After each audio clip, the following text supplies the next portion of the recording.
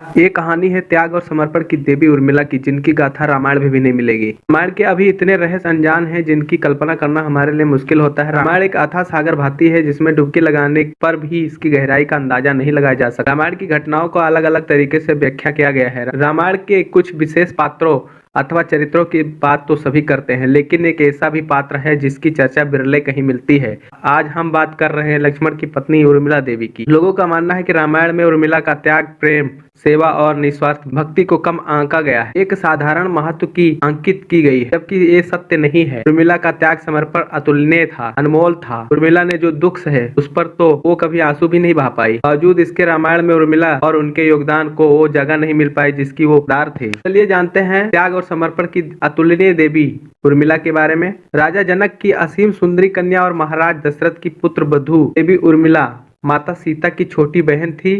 उनका विवाह राम के अनुज छोटे भाई लक्ष्मण के साथ हुआ था। वनवास जाने के समय उर्मिला भी अपने पति लक्ष्मण जी के साथ जाना चाहती, लेकिन लक्ष्मण जी ने उन्हें ले जाने से इनकार कर दिया और उर्मिला ने बहुत मिन्नतें की। वो अपने पति की सेवा करना चाहती थी, पति के हर दुख की साथी बनना चाहती थी, पर लक्ष्मण जी ने उन्हें कर्तव्य और धर्म की दुहाई देकर देवी उर्मिला को वन जाने से रोक दिया। लक्ष्मण के मुताबिक मैं अपने भ्राता और भाभी की सेवा करने के लिए जा रहा हूँ, मैं नहीं चाहता कि सेवा में कोई भी कमी रह जाए। लक्ष्मण जी ने माँ बाप की सेवा करने के लिए उर्मिला को अयोध्या में ही छोड़ना उचित समझा। उन्हें शायद पता था कि वे लोग वनवास जाएंगे तो उनके माता पिता को गहरा सदमा लगेगा। इसीलिए लक्ष्मण जी ने विकट क्षणों में माँ बाप को सहारा और सहानुभूति देने के लिए उर्मिला को छोड़ दिया और वनवास चले गए। कुछ पौराणिक मान्यताओं के मुताबिक ये माना गया है कि उर्मिला के उन नाजुक कंधों पर लक्ष्मण जी ने बहुत बड़ी दायित्व डालकर चले गए थे। किसी भी स्त्री के लिए विवाह उसके संपूर्ण होने की निशानी होती है। वैवाहिक जीवन के वो अनमोल पल वो अपने जीवन साथ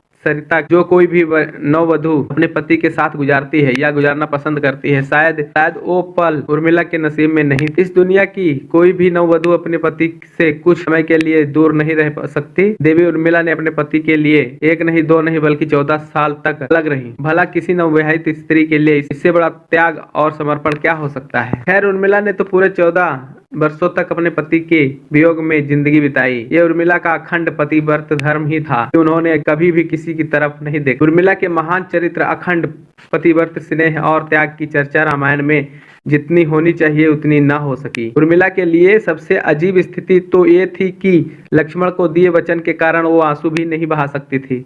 अगर उर्मिला के पति वियोग में आंसू बहते और अपने दुख में डूबी रहती तो फिर परिजनों का ख्याल कैसे रख पाती। ये शायद ही कोई कल्पना कर सकता है कि किसी नवविवाहित स्त्री के लिए अपने पति को 14 साल के लिए अपने से दूर जाते देखकर और उसकी विदाई पर आंसू भी ना बहा सके, ये कितना कष्टकारी होता है। जब श्री राम जी के वनवास के बाद महाराज दशरथ स्वर्ग सिधार गए, तभी भी अपने वचनबद्धता के कारण उर्मिला नहीं रोई। आखिर उस हृदय विदारक क्षण में अपने को संभाला। उर्मिला के लिए ये मुश्किल पड़ रहा होगा। हालांकि महाराज जनक अपनी पुत्री को मायके अर्थात मिथिला ले जाना चाहते थे ताकि माँ बाप और सहेलियों के बीच उर्मिला के पति का वियोग दुख कुछ कम हो सके, लेकिन उर्मिला ने मिथिला जाने से साफ इनकार कर दिया और उर्मिला के मुताबिक पति परिजनों के साथ रहना और दुखों में उनका साथ छोड़ना ही हमारा धर्म है। इसीलिए इतने सारे त्याग, बलिदान और कष्ट सहने के बावजूद भी वचनों में बंधी उर्मिला रामायण में नेपथ्य रही। उर्मिला ने जो सहा शायद ही आज की कोई स्त्री ऐसा कर पाएगी। इसीलिए वर्तमान के दृष्टि से देखा जाए तो उर्मिला रामायण की सबसे अतुलनीय और त्याग और बलिदान समर्पण की देवी।